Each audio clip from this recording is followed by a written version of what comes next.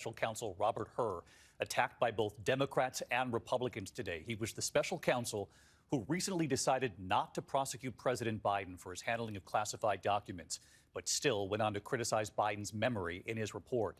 His decision not to prosecute angering Republicans, his decision to bring up the president's memory angering Democrats. And tonight, after the fireworks on Capitol Hill today, the White House now saying case closed. Mary Bruce leading us off.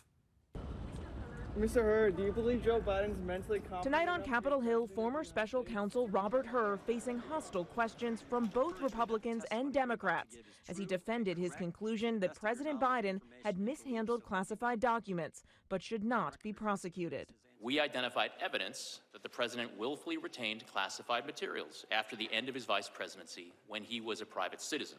We did not, however, identify evidence that rose to the level of proof beyond a reasonable doubt. Herr has come under attack from Democrats for saying one of the reasons Biden should not be prosecuted is because he would likely present himself to a jury, as he did during our interview of him, as a sympathetic, well-meaning elderly man with a poor memory.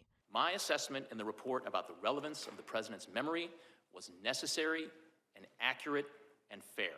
I did not sanitize my explanation, nor did I disparage the president unfairly. Today, Democrats unloading. You understood when you made that decision, didn't you, Mr. Herr, that you would ignite a political firestorm with that language, didn't you?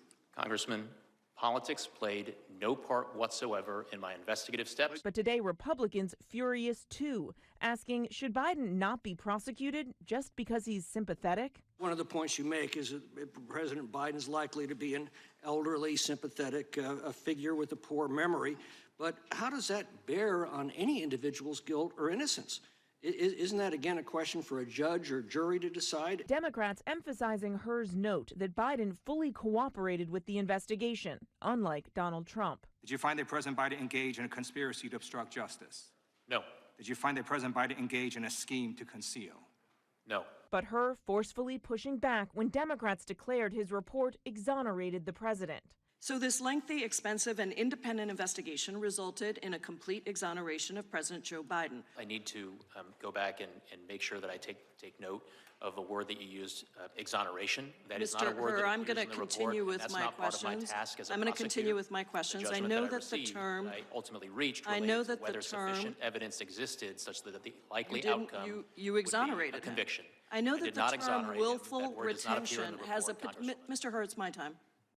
That moment sums up the day. Let's get right to Mary Bruce live at the White House. And Mary, of course, tonight the White House, as we know, has released the transcript of President Biden's interview with the special counsel. I know you've read through it all. You were telling us that there were some moments when the president was unable to recall things, but also times when the president went into great detail with his answers.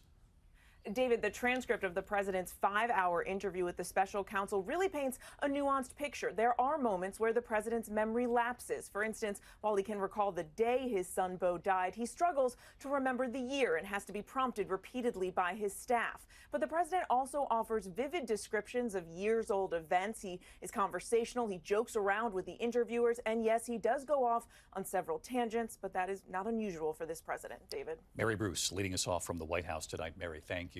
To the other news this Tuesday night and to the images just coming in at this hour, the moment of the blast after a deadly home explosion outside Pittsburgh, killing 2. The staggering damage tonight, the home in splinters, only the foundation left behind. The bodies of a man and woman found inside, and the description from the neighbors tonight, what the blast felt like far and wide. Here's Ariel Reshef. Tonight, a smoking... Hope you enjoyed the latest snippet from ABC News. We'd love to dive into our thoughts and eagerly await yours in the discussion below. Don't forget to show your support by liking the video, following us, and subscribing for more content like this. Let's keep the conversation alive. The recent special counsel investigation into President Biden's handling of classified documents is a prime example of the pervasive double standard that seems to plague our justice system. Robert Herr, the special counsel who recently decided against prosecuting President Biden, cited Biden's memory and sympathetic persona as mitigating factors. His conclusion has, predictably, angered many Republicans and left Democrats feeling uncomfortable. Despite the assertion that no evidence existed to prove beyond reasonable doubt that President Biden willfully retained these documents post-vice presidency, many of us in the conservative sphere remain skeptical. The meticulous approach to law and order, often championed by Republicans, requires that every individual, regardless of their position, be held accountable for their actions. The refusal to prosecute Biden stands in stark contrast to the political and legal scrutiny faced by other figures, such as former President Donald Trump, in similarly contentious matters concerning classified materials. What is particularly troubling is Herr's rationale, delivered with a disturbing injection of subjectivity into a process that demands objectivity. When Herr speaks of President Biden's memory lapses or his perception as an elderly, well-meaning man, he introduces empathy into a legal framework that should be indifferent to such personal attributes.